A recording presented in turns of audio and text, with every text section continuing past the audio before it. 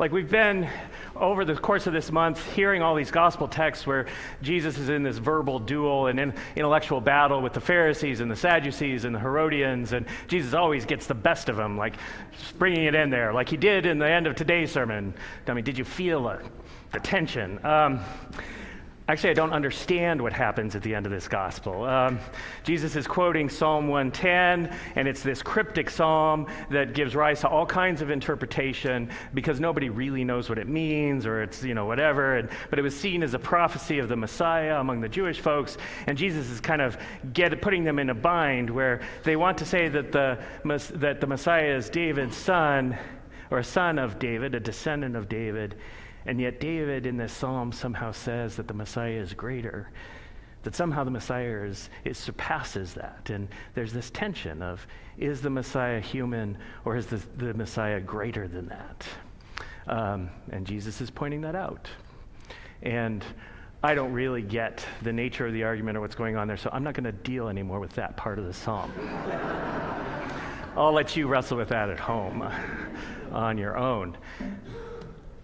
In the first part, though, Jesus is saying, Jesus is actually being a good rabbi. So when this man who is a Pharisee, he's a lawyer, and he's not, this isn't criminal defense law, and this isn't corporate tax law. This is the Torah. And when you're talking about the Torah, you're talking about Genesis and Exodus and Leviticus and Numbers and Deuteronomy. That's the law, believe it or not. And so this lawyer, is an expert in Genesis. And he's an expert in Exodus and Deuteronomy and Leviticus. And so he asked Jesus, hey, which commandment is the greatest? And Jesus gives the response that any rabbi would have given. Any rabbi of the day would have given that response. Love the Lord your God with all your heart, with all your soul, with all your mind, and love your neighbor as yourself. Right? That's it. That's it in a distillation. All those big books in the Bible that most of us never read because they're too boring. That's it. That's the summary. It reminds me, and the Beatles made it even shorter. The Beatles said, well, all you need is love. Right?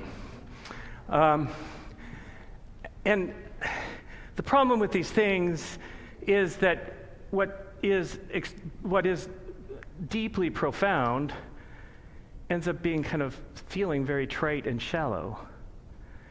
Because if all you need is love, then why is the world in such pain? Right? If all you need is love, why are the Israelis sitting there terrorized by terrorists and worrying about people who've been kidnapped, right? And if all you need is love, then why are there Palestinians that are trapped in a war zone and they can't get out because there are walls around them and they're being slaughtered? If all you need is love, why are people dying by gun violence in this country on a daily and weekly rate? It's the failures of love that seem to haunt us. The profound failures of love. And so if we're called somehow to love the Lord our God with all our heart, soul, mind, and strength, and love our neighbor as ourselves, what does that really do? Does that help us? Can it help us? Why isn't it helping us? And maybe it's because we do think we've got it, that we understand it, and so we make it trite, and we make it shallow, and it's not really. If it's the summary of the law, Jesus says this is the summary of the law. We quoted our Old Testament was from Leviticus. And so to love your neighbor, to love God, there's bits of Leviticus that we didn't read. You shall not revile the deaf or put a stumbling block before the blind. You shall fear your God, I am the Lord. Right? Don't pick on deaf people and blind people. When you reap the harvest of your land, you shall not reap to the very edges of your field or gather the gleanings of your harvest. You shall not strip your vineyard bare or gather the fallen grapes of your vineyard. You shall leave them for the poor and the alien. I am the Lord your God. He's basically saying you guys are farmers and you grow vineyards. Don't harvest all of it. Leave some there for those people who are poorer than you are, for the stranger in your midst, so that they've got something to eat. Right? It's a profound posture of the world. Like, if you think about it, that's the law. And God says, if you do this, if you actually don't harvest all your harvest, but leave some for somebody else, you will be holy. You shall each revere your mother and father. You shall keep my Sabbaths. Do not turn to idols or make cast images for yourselves. Already the 10 Commandments are creeping in there. You shall not defraud your neighbor. You shall not steal. You shall not keep for yourself the wages of a laborer until morning. You shall not render an unjust judgment. You shall not be partial to the poor or defer to the great. With justice you shall judge your neighbor. You shall not go around as a slanderer among your people, and you shall not profit by the blood of your neighbor. I am the Lord. You shall not hate in your heart any one of your kin. You shall reprove your neighbor, or you will incur guilt yourself. You shall not take vengeance or bear a grudge against any of your people, but you shall love your neighbor as yourself. I am the Lord. Right? When you think about those laws, which, I mean, it's taken me a while to appreciate Leviticus, quite honestly, because my mind used to glaze over. But when you start thinking about these things, it really is asking people to orient themselves in a certain sort of way. I mean, to be oriented towards care and compassion and grace and mercy for everyone else around. So if you think about the 10 Commandments, I mean, the first one begins, I am the Lord your God. You shall have no other gods before me. Don't make graven images. Don't make idols. Don't worship the thing that doesn't give you life. I am the one that gives you life. I am the giver of good. I am the lover of your soul. Don't love a God who can't love you back. That's the first and second commandment right there, and you already hear it. I am the God who loves you. Orient yourself that way. Don't love gods that can't love you back. Remember the Sabbath day. That's the third commandment. Remember the Sabbath day and keep it holy. I mean, let's back up a little bit. Like, if this is Torah, the Torah begins with Genesis. And Genesis is, in the beginning, God began creating the heavens and the earth, and God said, let there be, and boom, there was, and it was good. That's the point. Boom, it was, and it was good. And God separated the water from the dry land and put the stars and the lights in the sky and created the creepy crawly things and the birds of the air. And God created humans in God's image. In the image of God, God created them, and it was good. That's the beginning of the law. And on the seventh day, God stepped back from creation and delighted in the goodness of creation, and God rested. So you have the third commandment. On the Sabbath day, remember the Sabbath. Don't lose sight of the Sabbath, because it's for your benefit. If you want to love yourself, take a break. Right? If you want to learn about love, treat yourself better than you are. Take a break from those things that weary you. Take a break from those things that tax you. Take a break from those things at least one day of a week, so you can delight in the goodness of your lives and the goodness of your relationships. That's connected to love in a certain sort of way. That fourth commandment is honor your father and mother, that it may be well with you. Right? These are the folks who gave you life. These are the folks who nurtured and raised you. These are the folks who actually did their best as they could, even though they often failed. Honor your father and mother, even if you still need therapy. Right? Amen. And then you get these other commandments, right? Thou shalt not kill. You want to talk about a failure of love? That is the consummate example of the failure of love. Thou shalt not kill. If you kill somebody, you are not loving them. Period.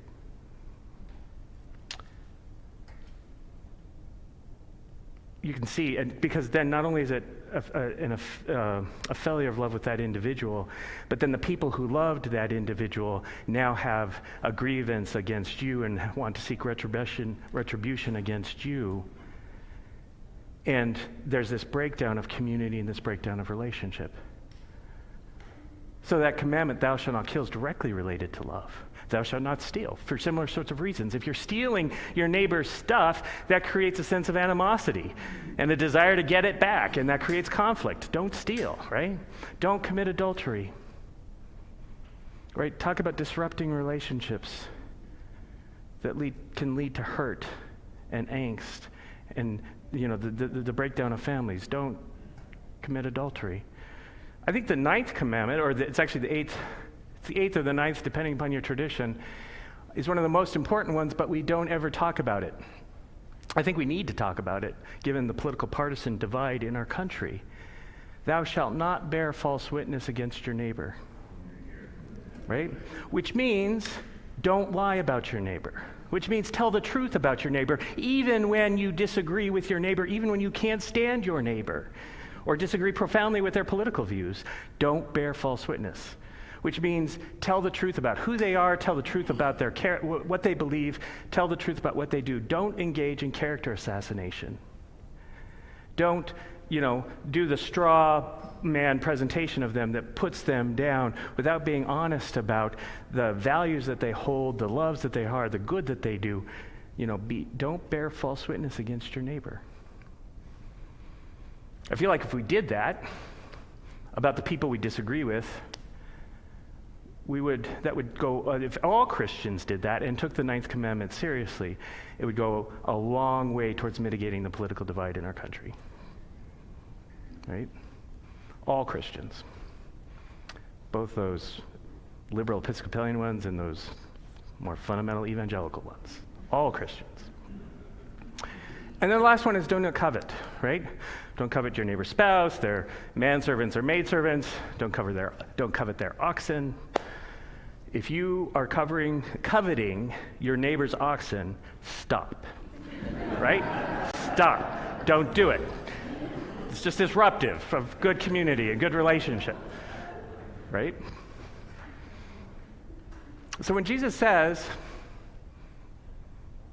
you should love the Lord your God with all your heart and with all your soul and with all your mind and with all your strength, and you should love your neighbor as yourself.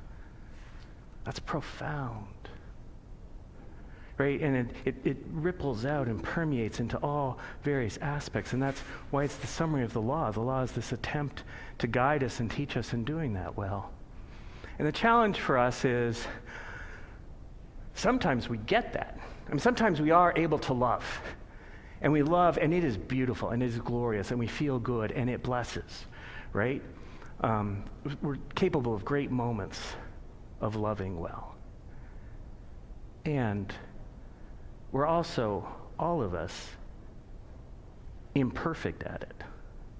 We're also, all of us, fail to do it well sometimes. And not only do we fail not to do it, sometimes we actually do the opposite of it. Like we don't love, we hurt, we cause offense. And sometimes we're not even aware of what we're doing when we're doing it.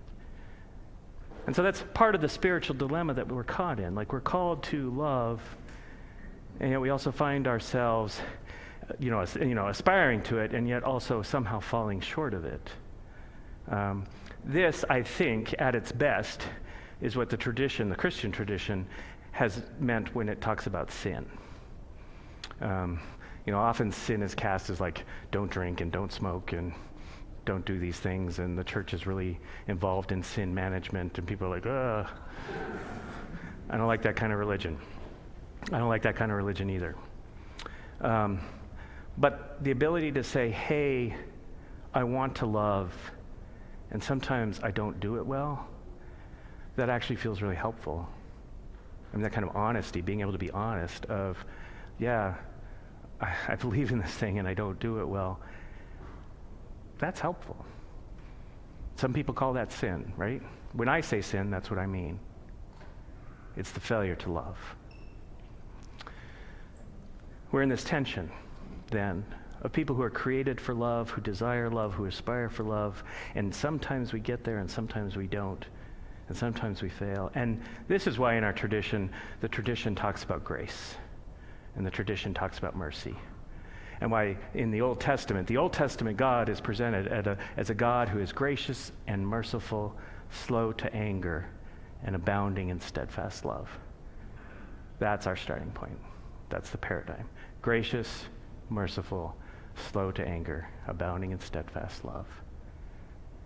And so as people are on this journey of learning to love, we actually need to learn about grace.